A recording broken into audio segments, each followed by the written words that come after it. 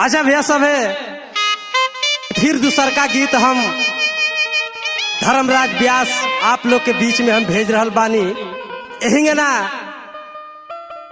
एगो लड़का लड़की में अब प्रेम का शुरुआत हो रहल बा। कैसे कैसे व्यास शुरुआत हो रहल बा, वही बीच में का फर्क पड़ल बा वो प्यार में, ताकि वो प्यार थाना फौजदारी के मामला तक पहुंच गइल बा। आए हाय रे, आई जा कैसे कैसे कैसे अरे अबे तना छुआला पर अरे हाला मचवले बियाए दादा,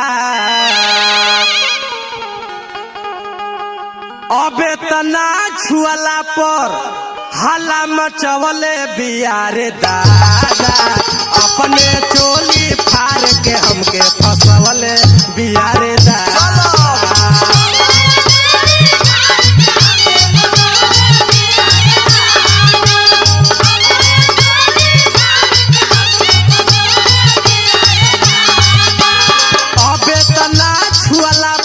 हाला मचवले बियाए दादा, अबे तना छुअला पर हाला मचवले बियारे दादा, अपने चोली फाड़ के हमके फसवले बियाए दादा। सुन नहीं दरोगा जी,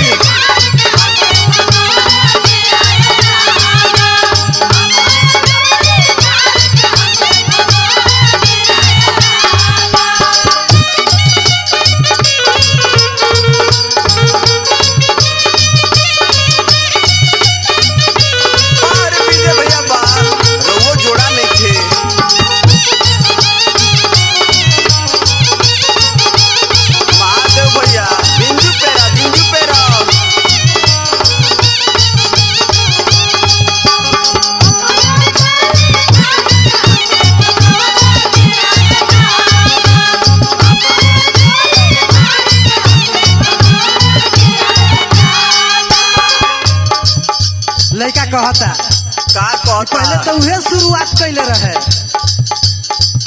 पहले तो हमारा के देता रहे लाइन, अब का जाने हमारा पर बिया नसाइन।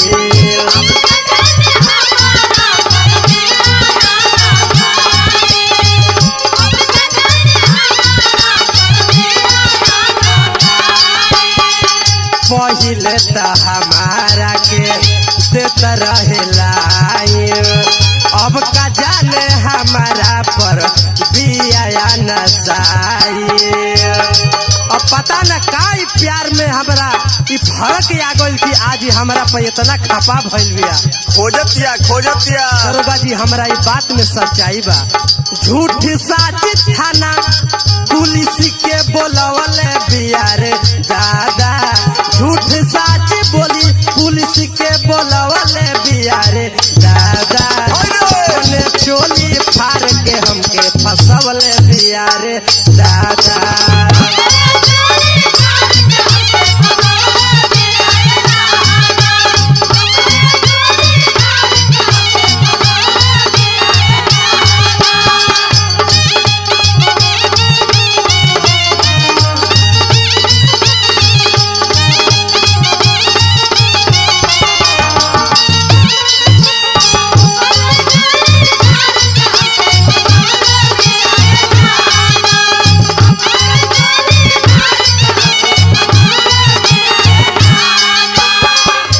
हम ना जानत रहे कि मामला यहाँ तक पहुँच जाई, थाना तक पहुँच जाई।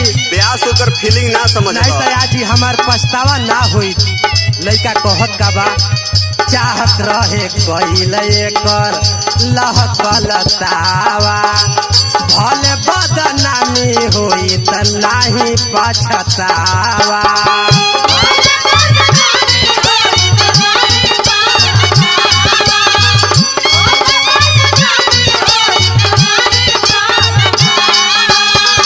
चाहत रहे ठंडा कइल लहकल तावा, अब ये बुझाई ना बदनामी होई त नाही पछतावा। व्यास आग न लागल तबो धुआं उठवल बियारे दादा।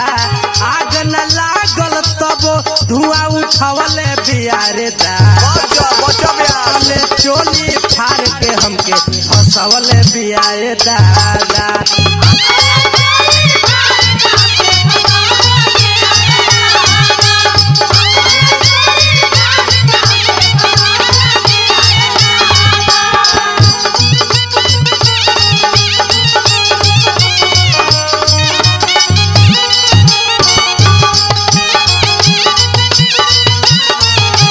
बारे महादेव भैया बा।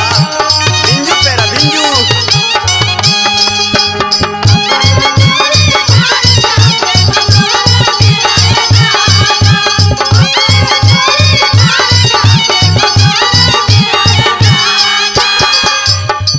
जब ई खापा भइल तबे हम जान गइली कि कुछ न कुछ कहीं न कहीं गड़बड़ बा। विद्या भैया बुझत तनुन। महादेव विद्या संगे काटतिया जानी। अब जाके पता चलल असली कहानी।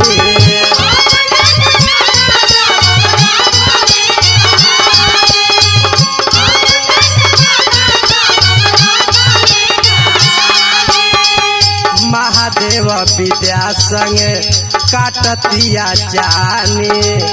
अब जाके पता चलल असली कहानी।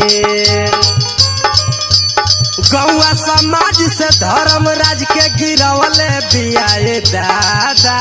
गौआ समाज से धर्मराज के गिरवल बियाए दादा।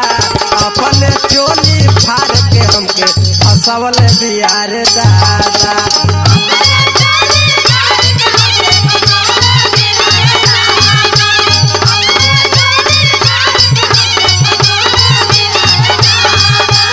अबे तना छुअला पर हाला मचवल बियाए दादा। अबे तना छुअला पर हाला मचवल बियाए दादा। अपने चोली फाड़ के हमके हंसवल बियारे दादा। अपने चोली फाड़ के हमके हंसवल बियारे दादा। अपने चोली फाड़ के हमके हंसवल बियारे दादा। अपने चोली फाड़ के हमके हंसवल बियारे दादा। और तो इहो कई घाट के पानी पियल न चाहती है।